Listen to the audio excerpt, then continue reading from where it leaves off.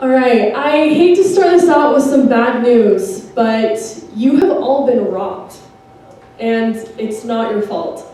Before you panic, I didn't have someone come in here and take your phones or your wallets. I did hire someone to take your AirPods though, so if you had those, they are gone, and I'm sorry. I want them and I don't have a trust fund I can dip into right now, so this is my only option.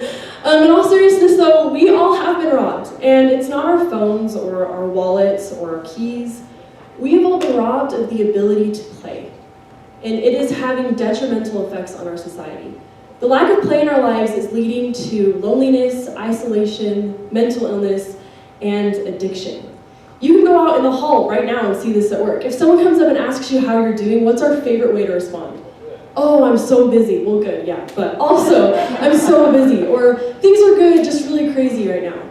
If you live in Utah, your favorite response is probably, oh, living the dream. When I think all of us know that we're all probably not living our dreams, by the way. We like to tell people that we're busy, and the pressure to be busy is there. The world has become faster, it's become smaller, and we want to be busy because we should be having breakdowns, right? We should be sleep deprived. We should be stressed out of our minds.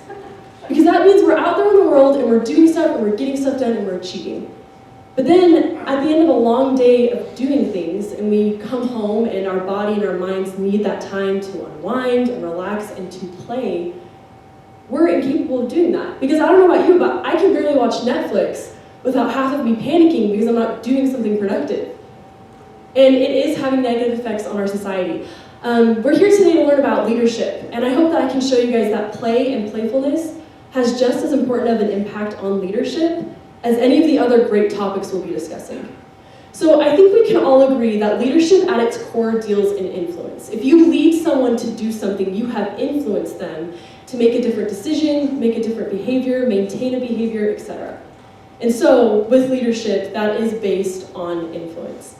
And countless studies show that those with the greatest influence are the ones who have the strongest relationships. So the person in this room who has the strongest relationships with most of the people in this room, they have the greatest opportunity to lead us because strong relationships equal greater influence.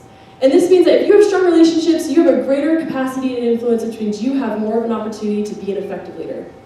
So now what we're at is relationships. Where do those come from? How do we build those? You cannot have a relationship with someone unless you trust them. And this goes both ways. I trust my best friend that he will keep my secrets, but I also trust the IRS when they say they'll come after me if and when I don't do my taxes. It's a two-way street.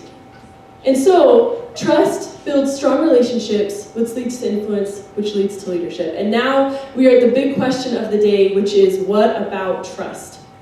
How do we develop trust? Where does trust come from? What is it based on? Dr. Stuart Brown is a psychologist, and he states that the basis of human trust is established through play signals. And we begin to lose those signals culturally or otherwise as adults. This means that we are losing the ability to trust each other because we're losing the ability to play. And it is having negative effects on us. We know from Maslow's hierarchy of needs that people can't reach their potential. They can't get much anywhere, do much anything until their basic needs are being met. And in Brian Himmler's study of social dynamics, he found that the need for play resides in the survival or the instinctual cortex of our brains. That means if you took away every part of your brain except for the one part you need to be a living organism, the need for play resides in that part of your brain. Right next to food, right next to sleep, right next to breathing. So I think Maslow might have left out a really important element, and that is play. So if play is this important, why are you spending more time doing it? I think it's because culturally, we have set play as an antonym to professionalism, which isn't true. Dr. Brown states that the opposite of play is not professionalism or productivity or maturity or even work. The opposite of play is depression. The Partnership for a Drug-Free America ran tests on rats in the 1970s. And what they found is that when they placed individual rats in isolated cages and gave them two options, a spigot with normal water and a spigot with cocaine-laced water, these rats all eventually went for the cocaine water, all of them overdosed, and all of them died. Pretty dismal. But then later, Canadian psychologist Bruce Alexander ran the same test and found very different outcomes. He took half of his rats, placed them in individual cages, in the isolated cages with the water and the cocaine water. He then placed the other half in a cage that he named Rat Park. And this had all the other rats together. It had cheese, it had toys, it had everything a little rat could hope for. And what he found was that the isolated rats all overdosed and died, just like before. But the rats in Rat Park, they consumed 75% less of the drug-laced water, and none of them overdosed and none of them died. Later, he reran the experiment and took it a step further.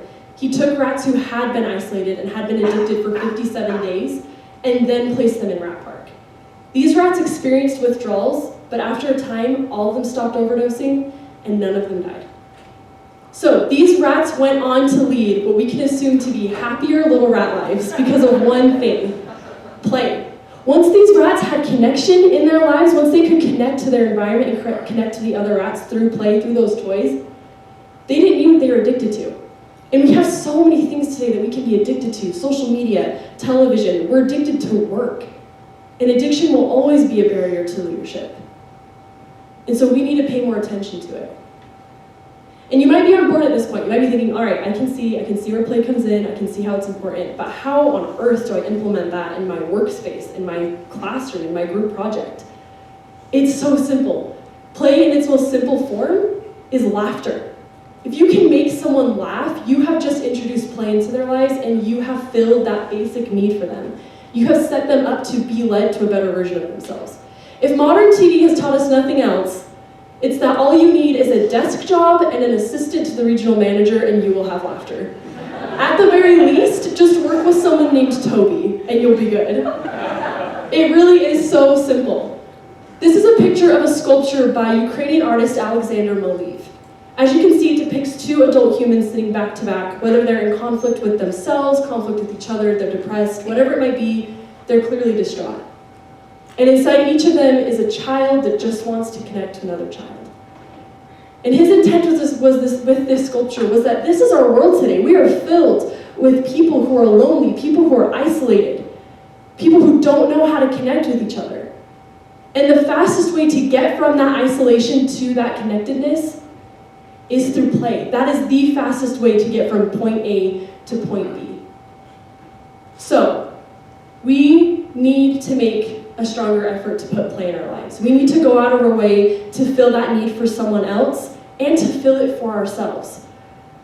This quote by Joseph Chilton Pearce says that play is the only way the highest intelligence of humankind can unfold.